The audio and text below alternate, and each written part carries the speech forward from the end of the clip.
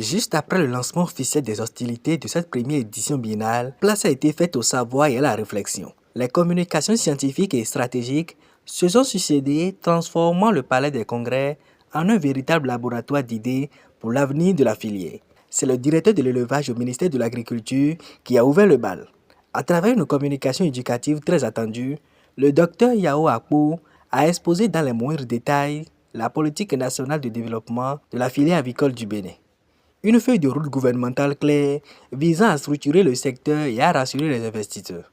En introduction, nous rappelons ici l'effectif de volailles dans notre pays qui s'établit à 20 500 000 têtes, composées essentiellement par l'agriculture familiale qui fait plus de 90% de cet effectif.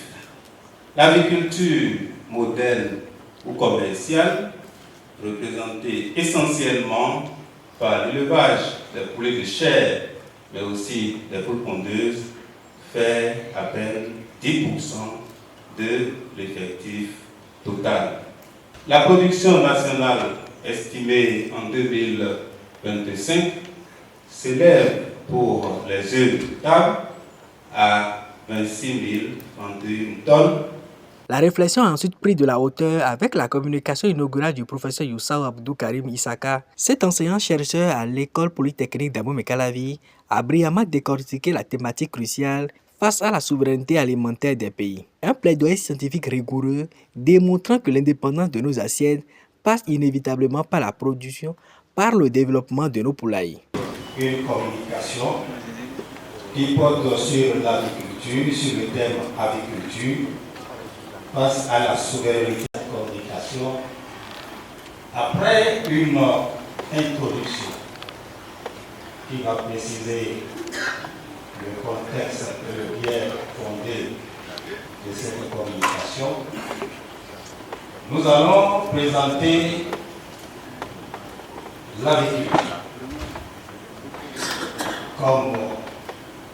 et ensuite présenter les conditions pour renforcer cette souveraineté, disons, de l'agriculture. Et enfin, nous allons conclure.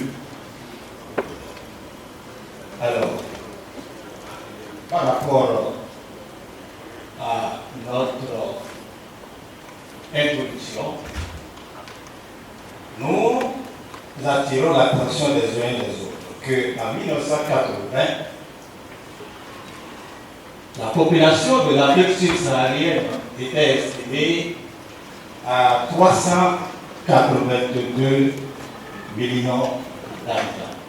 Pour clore cette première série d'échanges de haut niveau, le professeur Tona Jacob Kokou a abordé les réalités pragmatiques du secteur. Le directeur du Centre d'excellence régional sur les sciences aviaires a exposé sa communication axée sur l'aviculture industrielle face aux enjeux et défis économiques. Des matières premières à la qualité des poussins d'un jour, en passant par les aliments et la modernisation du matériel avicole, l'expert a passé au crible les dernières avancées technologiques indispensables pour rendre l'élevage béninois et sous-régional enfin compétitif. En Afrique, nous représentons aujourd'hui presque 19% de la population mondiale.